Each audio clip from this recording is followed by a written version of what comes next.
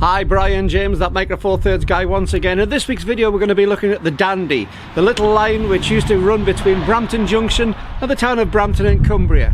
Come and join us on this week's video.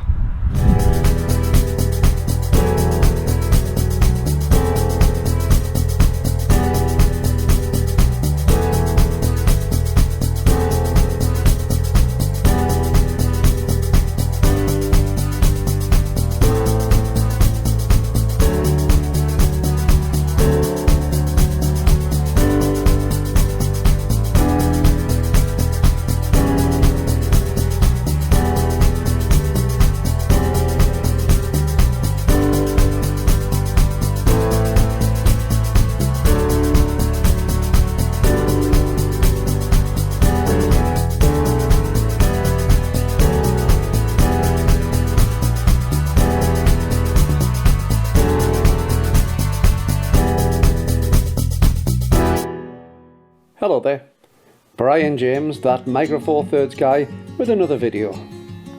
And this time we visit the station at Brampton Junction, not once, but twice. We're here to see what remains of the Dandy line, linking the station to the town of Brampton. Now before I forget, please take the time to hit the subscribe button below to see all of my future videos. And if you want to be notified every time I release a new one, then hit the bell icon. Even better, if you can give a thumbs up below to like the video, then that helps to get YouTube to promote it to other people so they can enjoy the heritage of Northern England and Southern Scotland through the lens of a local photographer.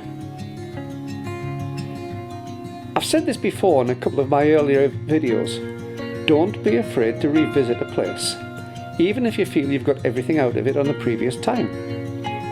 Things always look different in different light, different times of day and different weather. And so it was I arrived at the little station of Brampton Junction, a mile or two south of the town of Brampton in Cumbria. I'd been here a couple of weeks beforehand to take some photos for this series, but the weather was bleak, cold and wet. This time I was enjoying a warm, bright Easter weekend. I shall be mingling photos from both sessions together on this video, but I'm sure you will easily see the difference the alternate conditions make on the shots. I start my visit at the little signal box at Milton, a few hundred metres to the east of Brampton Junction station on the Newcastle to Carlisle line. In fact, Brampton Junction was originally called Milton Station, but it's had a few names over the years. The line is used for both goods and passenger services. Now, there's a quaintness and charm associated to these little signal boxes. They tend to be well cleaned and cared for by the staff, who play an integral part in keeping the railways both safe and efficient. It's not unusual in the summer to see many of these rural boxes gleaming after a fresh coat of paint. Others, like this one, more working boxes with the scars of the trains which passed. As we follow the line, it gently curves towards the southwest as we arrive at the station and its distinctive red and cream wrought iron footbridge. The line was constructed in 1834 by railway pioneer George Stephenson, like me, a former resident of Wallsend in the northeast of England. It was here that the old wagon way between Tyndale and Brampton was intersected.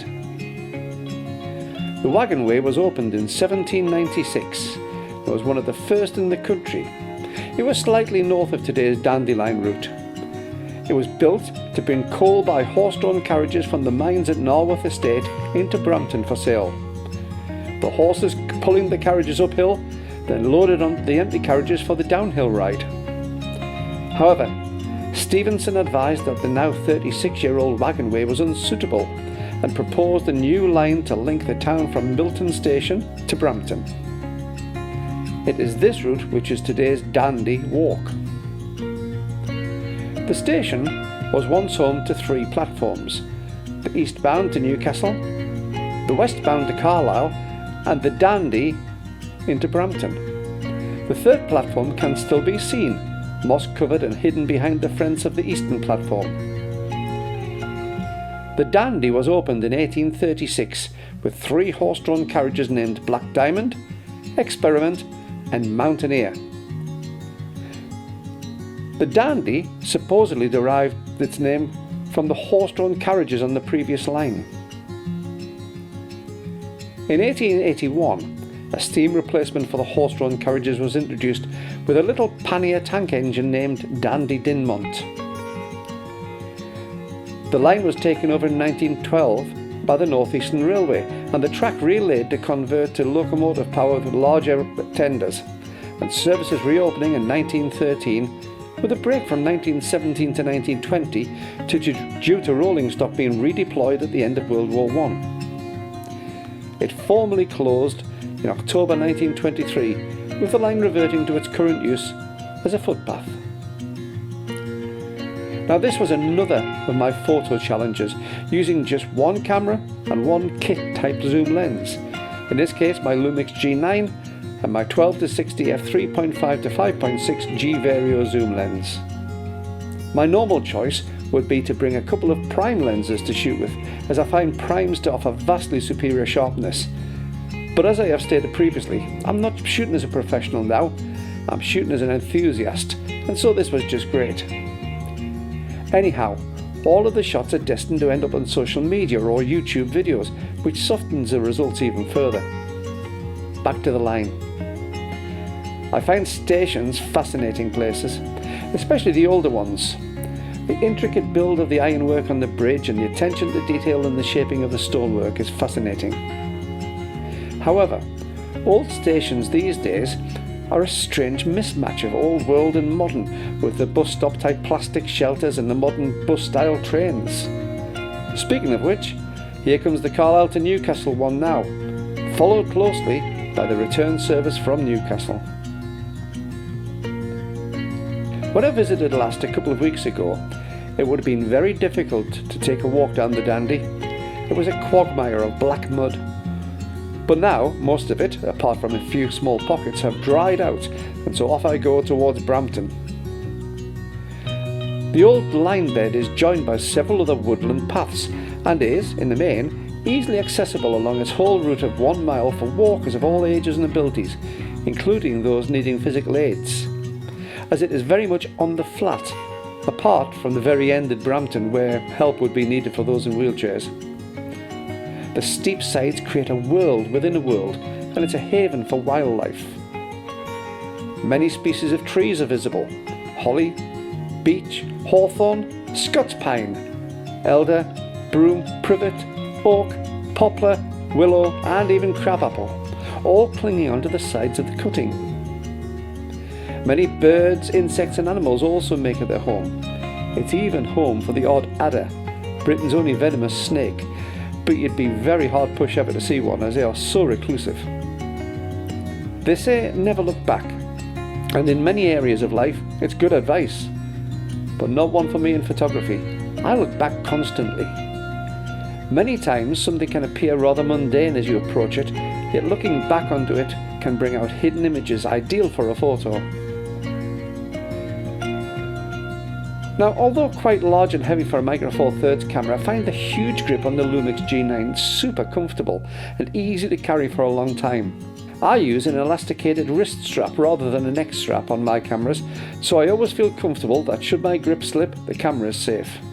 It's quite surprising how, although the lens I'm using goes from 12 to 60mm, which is equivalent to a 24 to 120 on a full frame or 35mm camera, I find it often ends up naturally going to around the 20mm mark or 40mm on full frame, pretty much matching the normal human angle of view. The steep embankments do a splendid job of acting as an acoustic barrier from the traffic sounds, and so what appears to be silence at first soon turns into a cacophony of bird and insect sounds. It really is a musical place. Looking to my left I see a red squirrel, but it's off and up a tree so quickly that I'm unable to fire a frame off on the camera. Beautiful to see nonetheless. Halfway down the walk I see the underpass. This modern structure, complete with graffiti, takes us under the main A69 road linking Carlisle and Newcastle. After this, the pathway noticeably narrows. We now reach the place of an accident and a theft as recounted in the story of the time. In 1875, George Little, a joiner, was making his way to Brampton Junction to catch a train to Newcastle after attending the hiring fair at Brampton. The dandy coach was full, and despite instructions from the guard to wait for the next coach, George Little decided to squeeze himself in between two of the passengers on a wooden bench seat overlooking the front of the carriage. After the horse had gathered some speed, the carriage rocked slightly, causing George Little to fall off his seat onto the track, pulling a female passenger with him. The carriage wheels crushed both of George Little's legs, but the female passenger escaped without injury. The injured George Little was taken back to Colstaves at Brampton to receive medical help, but whilst waiting there, in pain, Mary Horden, a hawker, stole from his pocket a watch and chain, £2 in notes and 10 shillings in silver. Now, poor George Little died from his injuries 2 days later, and Mary Horden spent a year in prison with hard labour for the theft. If you're enjoying this video, then why not leave a comment below? I'm always interested to hear what people think, and if you have suggestions of other places or things of interest in the north of England or South Scotland in a similar vein to this, then drop a comment and let me know. Also, I'm indebted to the local historian David Moorat for much of the information in this video. He has an excellent book on the subject called Life in Brampton with a Dandy, open bracket, Cumbria, close bracket. There's a link to order it in the description below. We arrive at the town and the only difficult part of the path as we go down the side of the abutments of the now long gone Skew Bridge, which carried the old line at an angle over the road. The metal girders, which made the bridge part, were removed in World War II to be made into battle tanks. This is the area known as Colstaves, at the eastern corner of the sands, at the junction of Station Road and Tree Road. Before leaving the path though, we look left to a small estate of modern houses. Edmondson Close. Nothing special about that to the vast majority of people. But Brampton Junction station, in its heyday, was a very busy place, with a station master's house, waiting rooms, ticket office, signalling box and marshalling yards. It was here that Thomas Edmondson worked issuing tickets to passengers. The system was immensely complicated. Details of the ticket and the passenger had to be entered in a book, and tickets then written out by hand. Then monies passed manually on to the guard. Thomas Edmondson devised a revolutionary machine that printed the ticket with an automatic counting device. Edmondson ticket issuing machines went on to be used all over the country and worldwide, and on many other forms of transport too, such as buses. Now, as usual, if you've enjoyed this video, then can I ask you to do a simple task for me? Below the video you'll see the subscribe link. Please click it to see more of my videos, and if you click on the bell symbol beside it, you'll receive notifications whenever I post something new. Even better, if you click the thumbs up to like this video, it tells YouTube to promote it to more people so they will get the opportunity to see some of the north of England and South Scotland's amazing heritage through the eyes of a local photographer. And even better, it costs you nothing more than a couple of seconds to do it, and it means so much to me. Thanks for watching.